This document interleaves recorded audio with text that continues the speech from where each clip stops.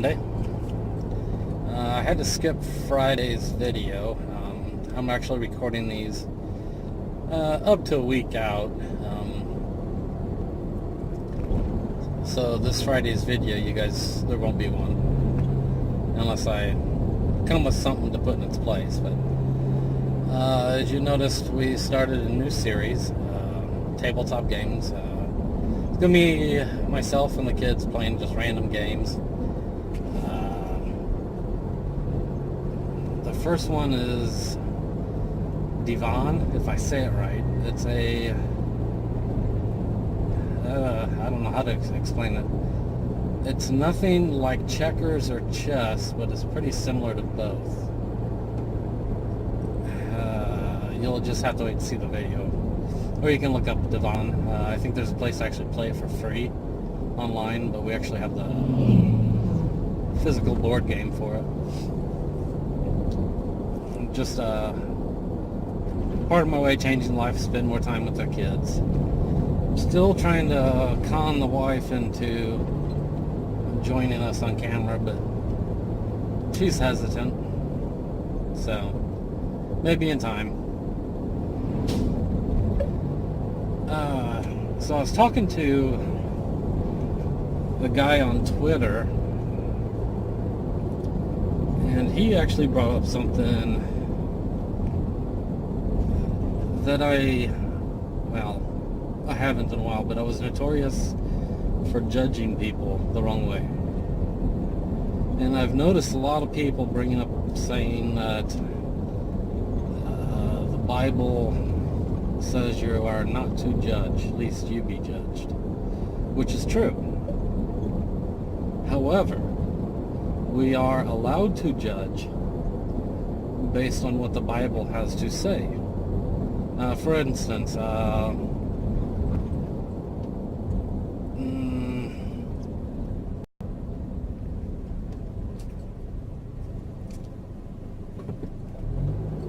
trying to think of a good example.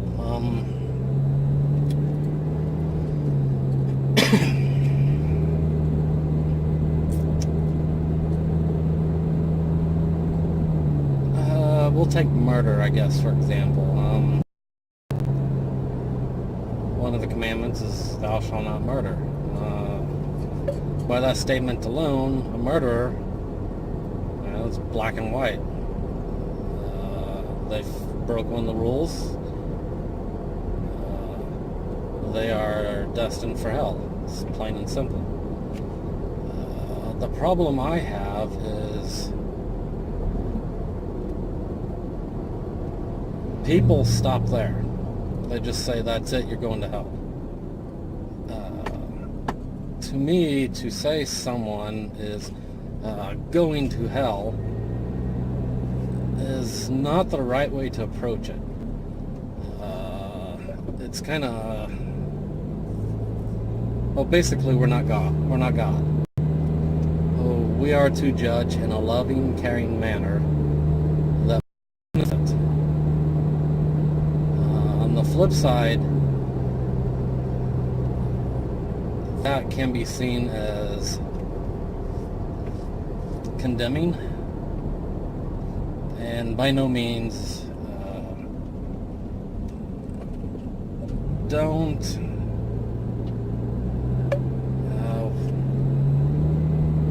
it's a Monday, so I'm still recovering from the long weekend. My words aren't coming out. Don't misconstrue what I say as any type of hate speech, condemnation.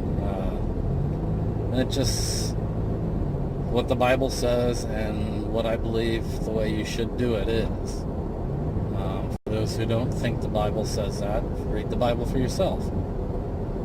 And if you don't want to read the Bible, in my opinion, you have no right to judge the way a Christian lives, the way they preach on the streets or in their churches. Now, I think that's a two-sided edge sword there. I don't think you can preach against anything until you learn what you're preaching against.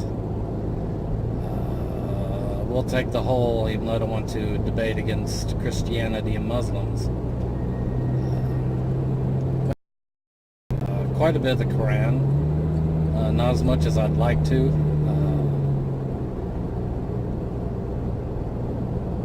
It's any true follower of the Quran through and through, like Christians are supposed to follow the Bible through and through, and most of us don't. We're even called hypocrites. For the Muslims, they indeed are allowed up to, I want to say, 4 wives, if I remember correctly. They are allowed to, by the Quran, beat their wives if the wife misbehaves for any circumstance. The wife has, women in general do not have a say-so in public affairs. I don't know if that's the correct word to use.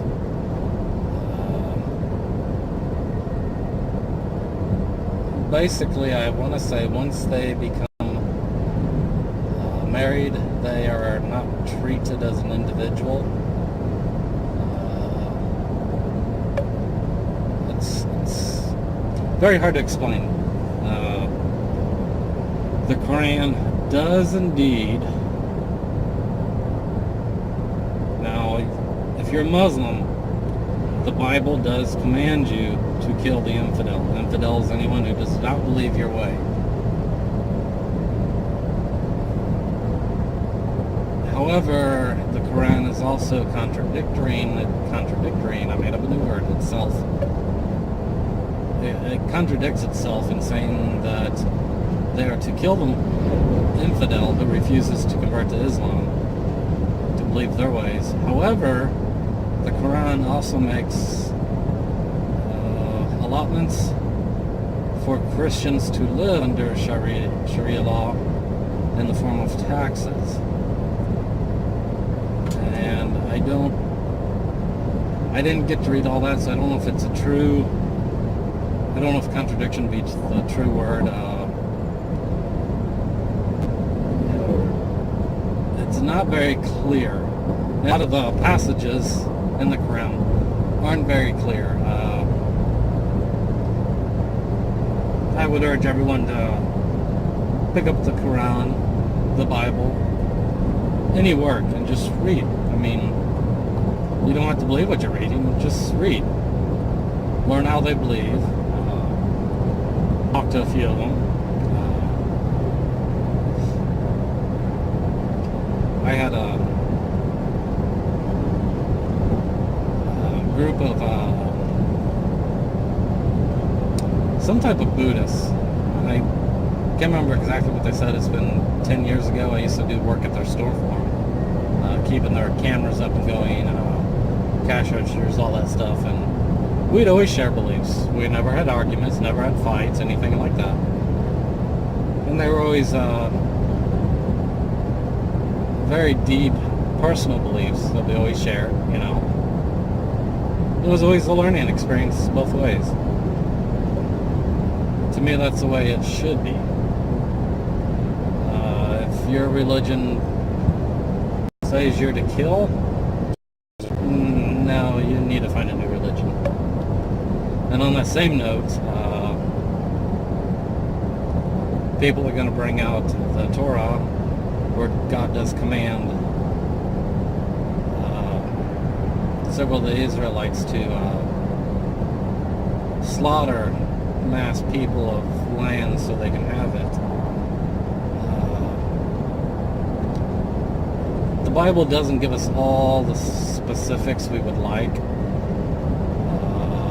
I want to say, if you read the Torah through and through, you will realize that back then it was completely different than what it is today, even though it seems like we're falling back into the old ways. So you can't really judge what happened 4,000 years ago by the Israelites to today's Christians. Now you're going to say, what about the Crusades? The Crusades were not condoned by any Christians. The Crusades were started by the Catholics, the Roman Catholics. And that's actually a whole nother talk for a whole nother video. Basically, you will not find any true Christians who do believe Catholics are Christians. Now, on the same note, that is not to say that a Catholic cannot be saved through Christ alone. So, it can happen. It can happen even though the Jehovah's Witnesses aren't Christians. It can happen there too. I mean, God does work in very confusing and mysterious ways at times. I know some people have brought up the argument of Hitler killing millions of Jews. If he converted at the last minute and was saved, would he go to heaven? I cannot answer that. That would be up to God. I can say if his heart was true in the conversion, then yes, he would go to heaven. The flesh part of me hopes to God he doesn't. That's just me being blunt.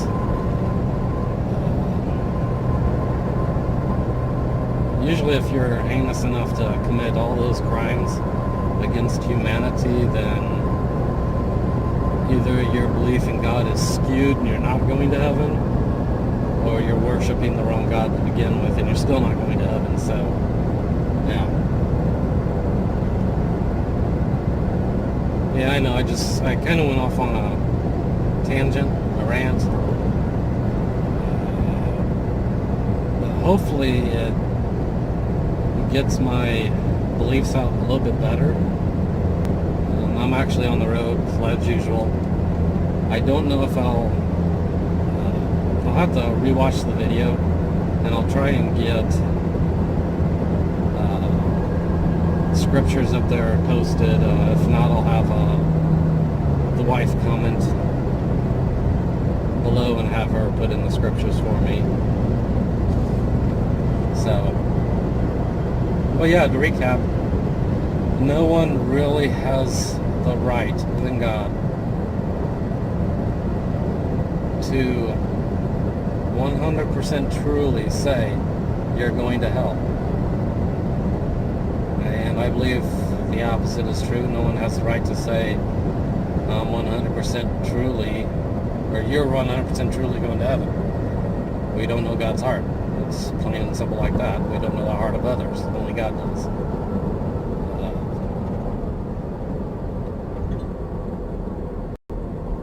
That's basically all I wanted to get out. I mean,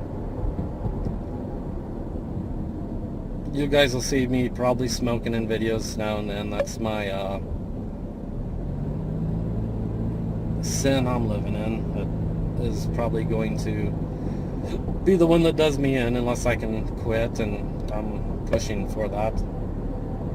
If you guys have any tips or tricks out there for that, be more than welcome to hear them. I've tried several things to quit and none really work. Let's see, what else is there? We're running about, I don't know, 14 minutes, 15 minutes, so I think that is about it. I'm going to cut this video now, and I will probably catch you guys in another one, hopefully for Tuesdays, if not another one tonight. A little hard to get 2 videos out in a day, so, but for now, peace, and I'll catch you guys in the next one. Bye.